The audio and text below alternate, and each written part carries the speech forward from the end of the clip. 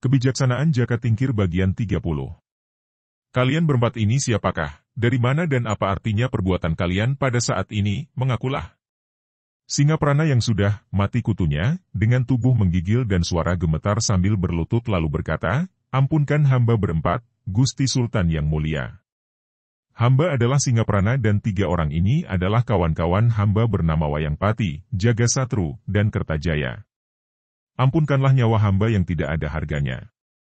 Sebetulnya, hamba hanya takut pada perintah Raden Harya Panangsang Jipang. Hamba diperintah untuk datang dan membunuh Paduka. Ampunkan hamba. Pelak. Ki Panjawi yang marah sekali mendengar jawaban ini, tak dapat mengendalikan nafsu marahnya, menampar sampai Singaprana roboh terguling. Jangan, Kakang Panjawi. Mereka ini hanya utusan. Perbuatan mereka bukan terdorong kebencian kepadaku, melainkan terdorong keinginan mendapatkan hadiah. Yang mendurhaka adalah Harya Panangsang, bukan mereka ini. Kalau mereka ini dibunuh, berarti lenyaplah saksi dan bukti kedurhakaan Harya Panangsang dan seakan-akan kita takut menghadapinya. Sang Prabu lalu mengambil 4 potong uang emas, diberikannya kepada 4 orang penjahat itu sambil berkata, "Kalian pulanglah ke Jipang dan laporkan hasil kerjamu kepada Harya Panangsang." Sambil menyembah dan berkali-kali menghaturkan terima kasih, 4 orang penjahat itu lalu berlari keluar, diikuti pandang mata 2 orang kepala tamtama yang merasa penasaran dan heran atas sikap Sang Prabu yang menurut anggapan mereka terlampau lunak terhadap 4 orang penjahat itu. Singaprana dan 3 orang kawannya berlari-lari kembali ke Jipang dan langsung menghadap Harya Panangsang. Melihat 4 orang utusannya itu datang dengan muka pucat dan mulut merintih seperti orang kesakitan, hati Harya Panangsang menjadi tidak enak. Ia segera berdiri dari kursinya ketika 4 orang itu berlutut menyembah. "Bagaimana, Singaprana, berhasilkah tugas kalian berempat? Apakah Sultan Pajang sudah kalian bunuh?" Tanyanya bertubi-tubi seperti hujan turun. "Ampun beribu ampun kali ampun, Gusti." Jawab Singaprana dengan seperti orang menangis. "Hamba berempat sudah berhasil memasuki kamar Sultan Pajang akan tetapi..." Singaprana berhenti. "Tetapi bagaimana? Sudah kau penggal leher Sultan Pajang? Sudah kau beri minum Kiai Setan Kober dengan darahnya?" Singaprana menjadi pucat sekali, saling pandang dengan 3 orang kawannya yang juga ketakutan. Melihat 4 orang itu hanya saling pandang tanpa mengeluarkan kata-kata, Harya Panangsang membanting kakinya di atas lantai sampai tergetar lantai seluruh ruangannya itu, membuat 4 orang tadi kaget setengah mati. "Apa kalian bisu? Hayo jawab," bentak Harya Panangsang yang mulai marah dengan mata melotot. Ampun, Gusti. Hamba sekalian sudah berusaha, sudah menikamnya, akan tetapi Sultan Pajang amat digdaya, kebal dan hamba berempat malah dirobohkan dan ditangkap." "Keparat!" teriak Harya Panangsang keras sekali, membuat 4 orang itu menjadi makin ketakutan. Hawa kemarahan sudah naik memenuhi dadanya, membuat jantungnya berdetak-detak dan seluruh tubuh terasa panas seperti terbakar. "Kalau kalian ditangkap, bagaimana bisa merangkak ke sini?" Sang Prabu ternyata amat luhur budinya, "Gusti.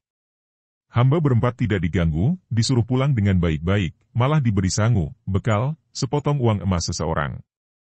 Bedebah, teriakannya kedua ini makin keras. Kini hawa amarah naik lagi sampai ke leher, membuat kedua telinga dan matanya menjadi merah, bibirnya gemetar dan penuh maki-makian yang tak terucapkan. Dengan mata merah melotot menakutkan Harya Panangsang bertanya lagi, "Mana Kiai Setan Kober? Kembalikan kepadaku." "Jahanam!"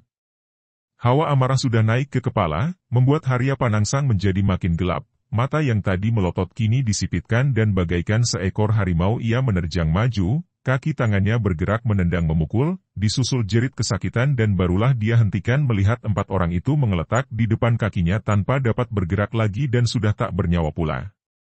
"Hayo seret keluar 4 ekor anjing ini," perintahnya kepada para punggawanya. Memalukan saja, pekerjaan gagal pusaka ditinggal. Beberapa hari kemudian semenjak kegagalan itu, Harya Panangsang nampak marah-marah setiap hari. Kebenciannya terhadap Sultan Pajang bertambah setelah keris pusakanya terjatuh ke dalam tangan musuh besarnya itu. Ia tak mau sudah sebelum keris itu kembali kepadanya, belum mau sudah kalau belum berhasil membunuh Sultan Pajang. Diam-diam ia mengumpulkan pembantu-pembantunya dan mengeluarkan simpanan harta bendanya untuk menambah prajurit, untuk melatih bala tentaranya, membuat senjata-senjata seperti tombak, keris dan lain-lain, Pendeknya ia sudah membuat persiapan untuk membawa bala tentara yang kuat dan besar menyerbu Pajang.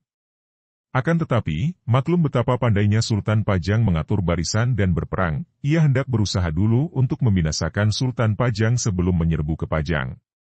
Dan untuk maksud ini, ia tidak mau mempercayakannya lagi kepada utusan-utusan lagi. Harus dia sendiri menghadapi Sultan Pajang, karena anggapannya, hanya dia seoranglah yang dapat menandingi kesaktian Sultan Pajang. Untuk maksud ini, Harya Panangsang meminta tolong Sunan Kudus, gurunya. Tentu saja ia tidak berani berterang menyatakan keinginan hatinya di depan Sunan Kudus. Ia hanya hendak menggunakan pengaruh Sunan Kudus untuk memancing keluar Sultan Pajang agar bisa menghadapinya. Ketika ia mengajukan permohonan kepada Sunan Kudus untuk memanggil Sultan Pajang ke Kudus, orang tua itu dengan tenang bertanya. "Angger, Harya, kau minta padaku supaya aku memanggil Sultan Pajang ke sini? Apakah maksud dan kehendakmu?" "Duhai, Eyang.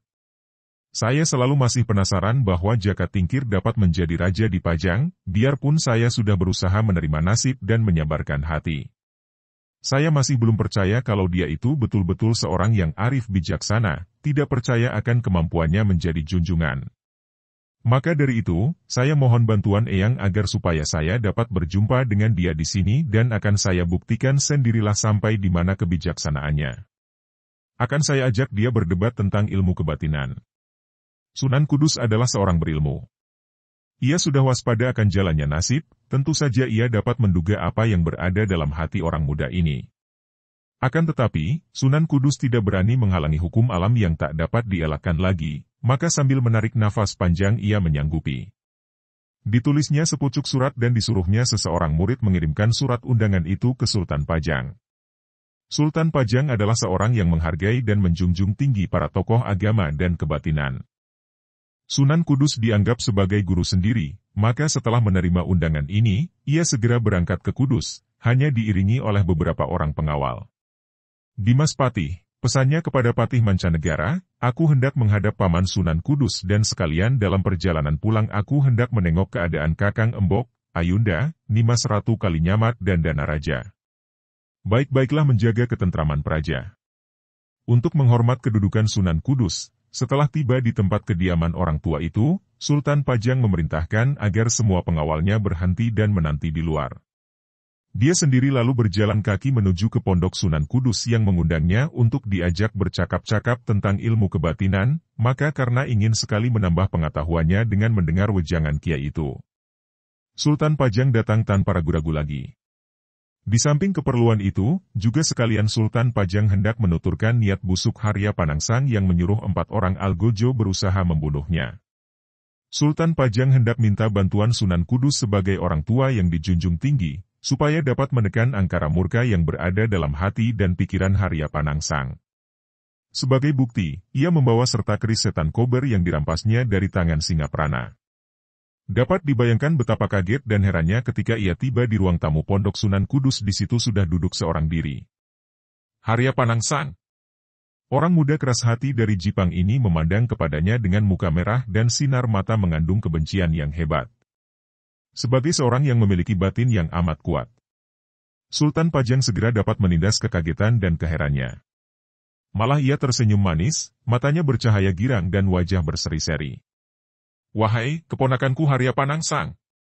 Kau juga berada di sini, Raden, engkau baik-baik dan selamat saja, bukan?"